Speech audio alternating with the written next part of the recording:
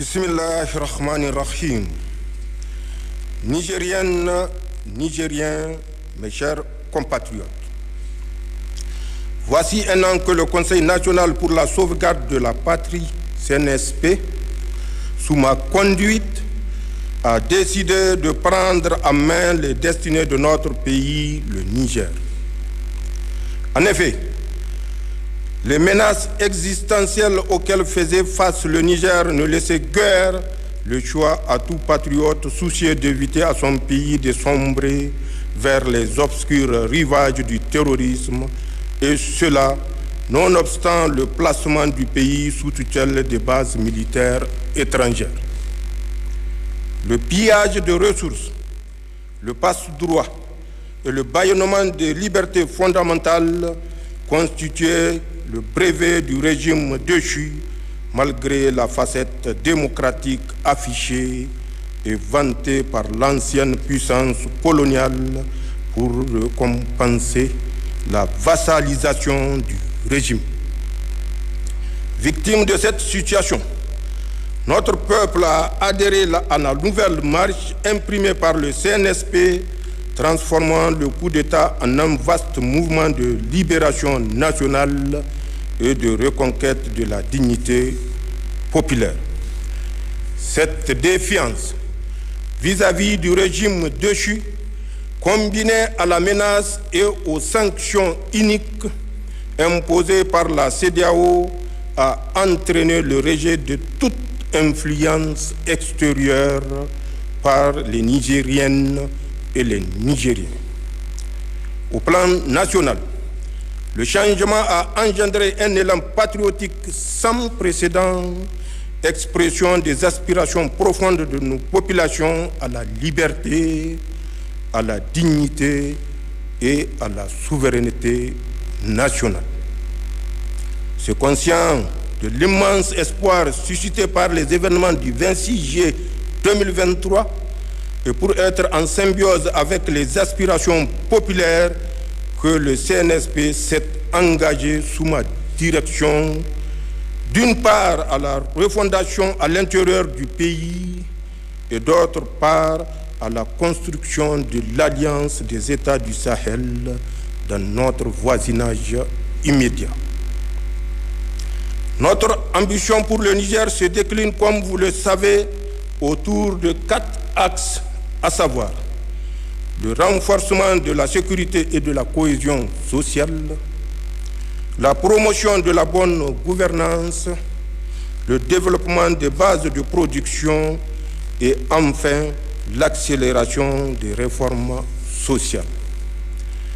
L'adhésion forte de la population à l'élan imprimé le 26 juillet 2023 nous commande ensemble le devoir de réussir l'œuvre de refondation ainsi voulue avec un engagement patriotique sans faille. C'est dans cette optique que j'ai engagé le gouvernement à mettre les mesures et actions nécessaires pour l'aboutissement de la vision portée par le Conseil national pour la sauvegarde de la patrie dans le cadre d'un programme destiné à renforcer notre résilience et assurer le développement des bases de production en tirant les leçons de l'impact des sanctions illégales, iniques, inhumaines d'une CEDEAO aux ordres. Des lettres de mission ont à ce titre été remises aux membres du gouvernement qui en feront le bilan sectoriel. Mes chers compatriotes, au plan de la défense et de la sécurité du territoire, la montée en puissance de nos forces sur les théâtres des opérations ne fait plus aucun doute. Qu'il s'agisse de la lutte contre le terrorisme dans le Liptako-Gourma et dans le bassin du lac Tchad, ou dans le cadre de la lutte contre le grand banditisme, nos forces de défense et de sécurité engrangent des succès. C'est le lieu de rendre un vibrant hommage à nos forces de défense et de sécurité pour le lourd sacrifice consenti au service de nos populations. La nation entière, à travers moi, exprime sa reconnaissance à votre endroit et manifeste sa solidarité envers les veuves et les orphelins des soldats tombés sur le champ d'honneur. Pour ma part, je fais le serment de garantir la montée en puissance de nos forces de défense et de sécurité en réaffirmant la ferme détermination de toutes les autorités compétentes à poursuivre le renforcement des capacités de nos forces armées. L'État continuera à s'investir dans l'acquisition des moyens conséquents requis à la hauteur de la menace. Nigériennes, Nigériens, la conquête de la souveraineté passe avant tout par l'exploitation des ressources nationales au profit de nos populations. À cette fin, j'ai lancé dans toutes les régions du pays le programme de grande irrigation dont l'objectif vise à assurer l'exploitation optimale des potentiels agro-pastoral en vue de l'atteinte de notre souveraineté alimentaire. Ce programme phare engagé sur financement propre promet des résultats satisfaisants. S'agissant de la souveraineté sur nos ressources extractives, elle s'édifiera à travers la promotion du principe de contenu local dont l'objectif réside dans l'obligation faite aux industries minières et pétrolières d'utiliser prioritairement le micro et moyenne entreprise locale et le personnel national. Une ordonnance sera très prochainement adoptée à cet effet. Dans l'affirmation de notre souveraineté, le Conseil national pour la sauvegarde de la patrie entend faire respecter rigoureusement et sans discrimination toutes les dispositions de législation minière et pétrolière. Toute société, minière ou pétrolière, se verra purement et simplement retirer son permis d'exploration ou d'exploitation si elle viole les dispositions réglementaires contractuelles.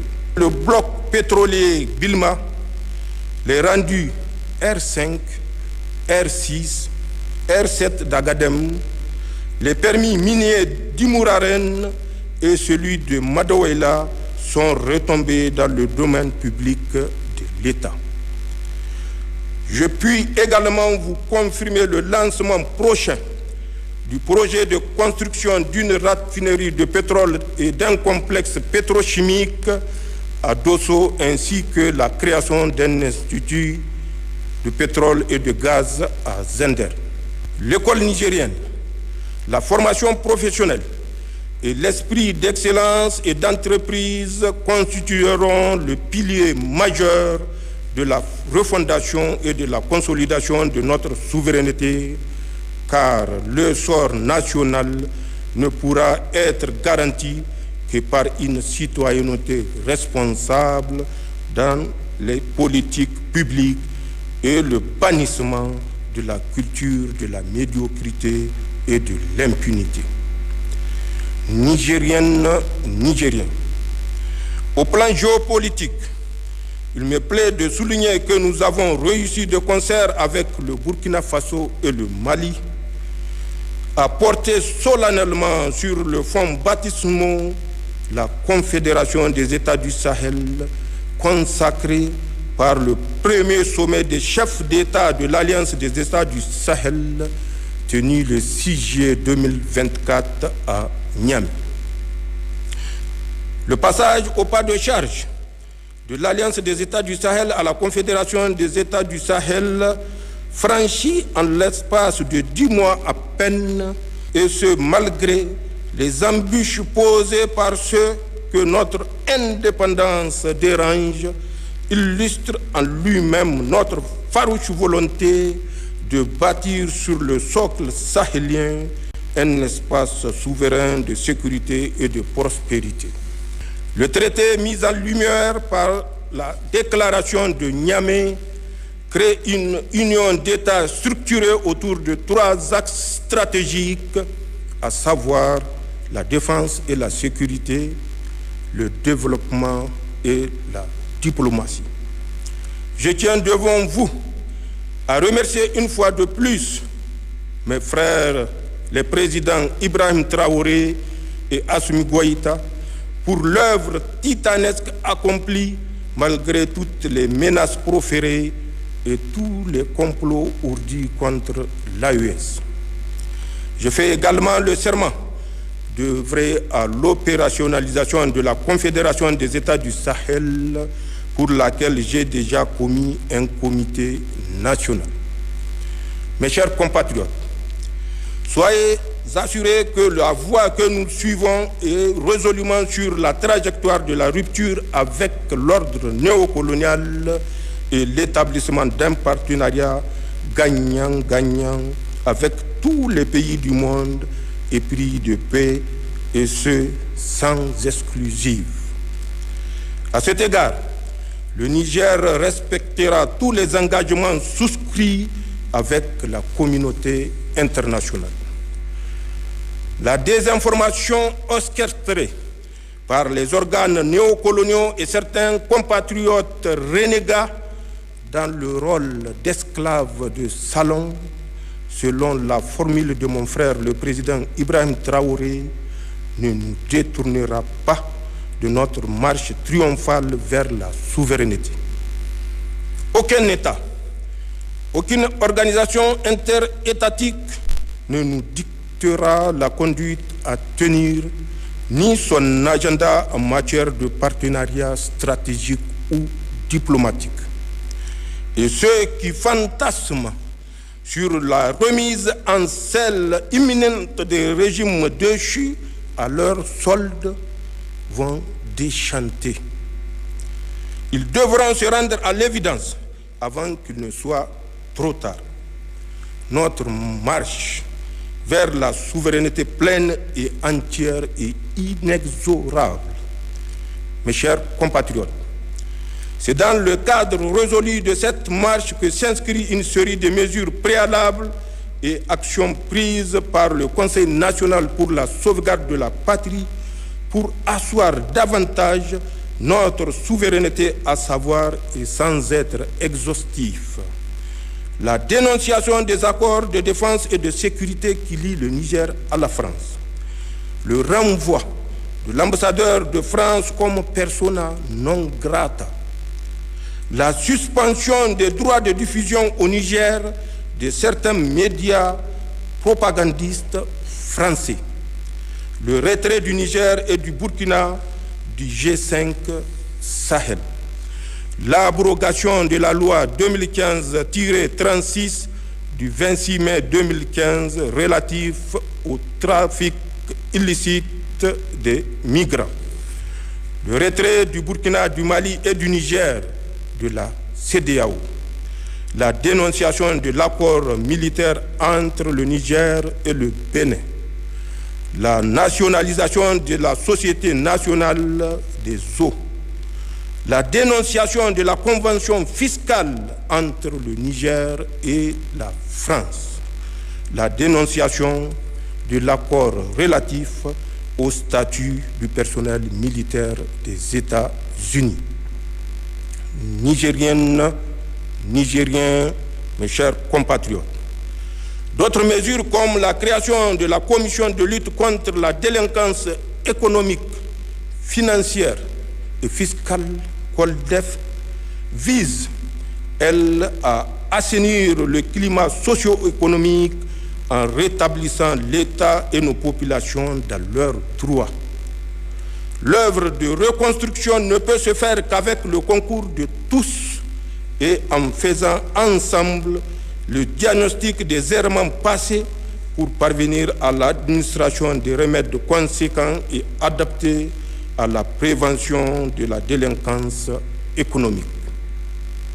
C'est dans cette optique que j'ai mis en place depuis plus de 2 mois un comité technique chargé de la synthèse des contributions issues des assises inclusives régionales, d'organiser la tenue des assises de la diaspora et de proposer les modalités d'organisation en vue de la tenue prochaine du Forum inclusif national.